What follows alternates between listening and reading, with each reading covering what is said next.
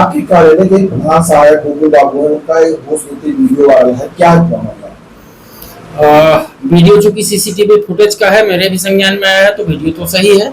उस पर मैं क्या कहूँ, इनके विषय में इस तरीके की शिकायतें प्राप्त होती रही हैं। इसका संज्ञान लेते हुए हमने पारिवारिक लाभ का पटल इनसे हटा दिया था।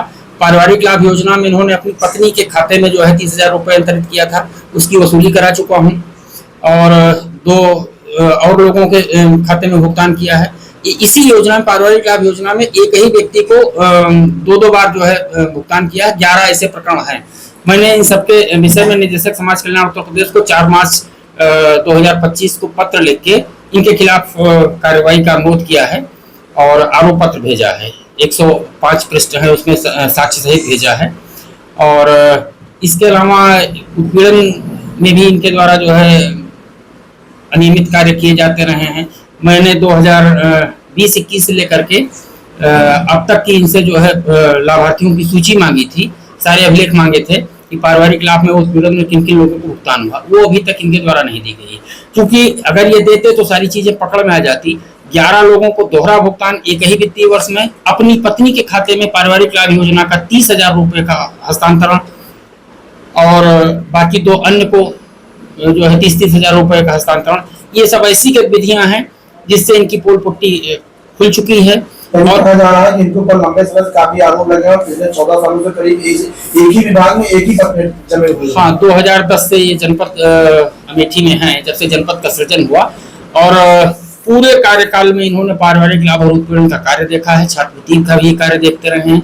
शिकायतें मिलती रही हैं। अभी एक लाभार्थी हमारे सामने आई थी जिससे 5,000 रुपये इन्होंने उसमें बकरी बेच के दिया था, और उसका भुगतान आज तक नहीं हुआ है। मैं उसको हटाया क्यों नहीं जा रहा?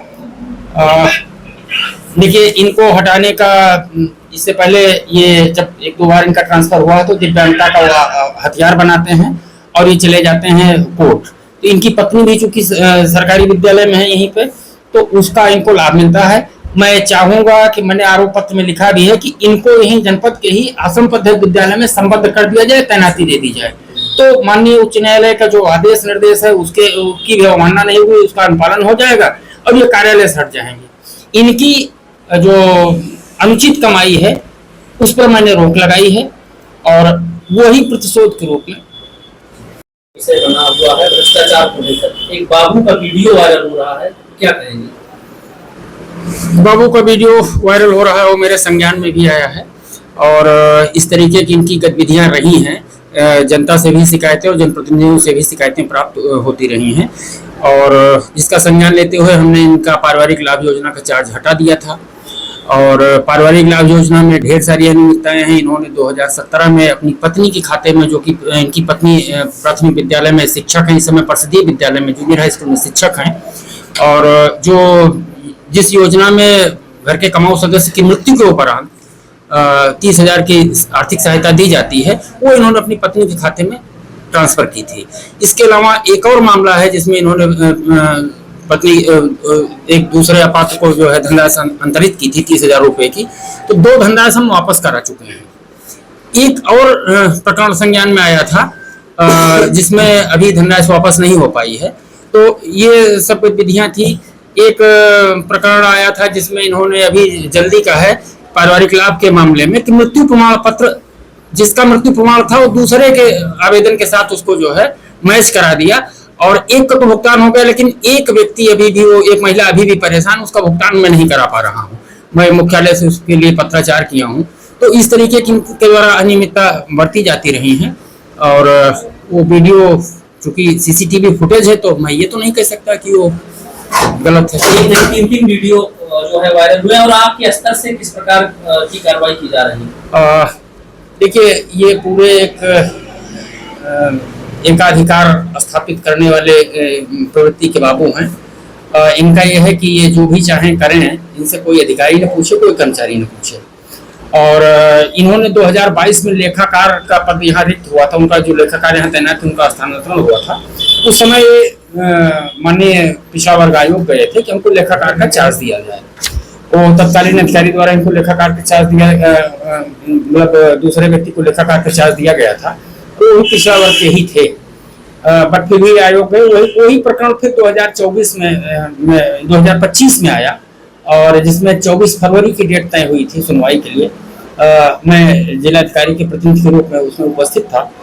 मैंने इनसे बात की, भाई लेखक चार्ज आपको दे दिया जाएगा और आप जो है एप्लीकेशन वापस ले लो। क्या मतलब, ये तो हमारे स्तर का मामला है।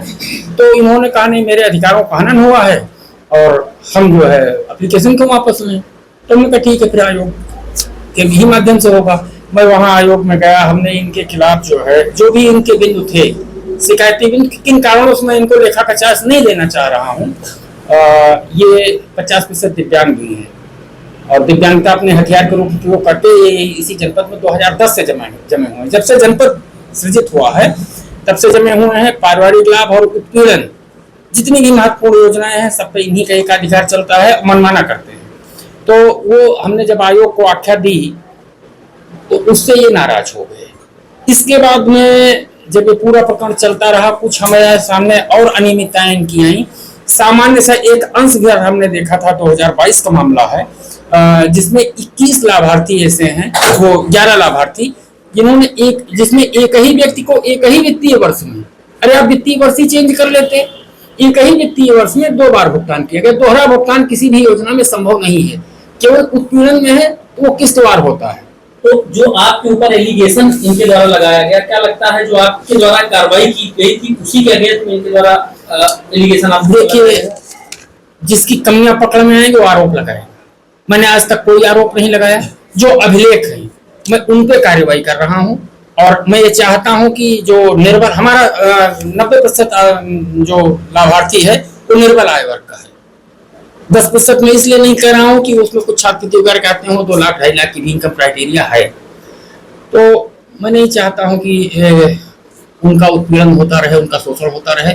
उनका उत्पीड़न और शोषण रोकने के लिए इनकी अवैध कमाई मुझे बंद करनी होगी, वो मैं कर रहा हूँ। सैकड़ों ऐसे लोग हैं जो मुझको फोन करते हैं, मैं फोन से आधार KYC करा देता हूँ, पेंशन में पारिवारिक लाभ का स्टेटस बता देता हूँ, कहाँ क्या दिक्कत है, इन सब चीजों से इनकी जो है, और रिप्लाई देता हूँ। तो इन सब चीजों से हमारी ऐसी जो है जनप्रिय गतिविधियों से इनकी अवैध कमाई पे अंकुश लगा है, ये पीड़ा है इनकी। उत्तर प्रदेश की तमाम छोटी बड़ी खबरों को देखने के लिए अमेठी टुडे न्यूज को सब्सक्राइब करें और बेल आइकन हिट करना न भूलें।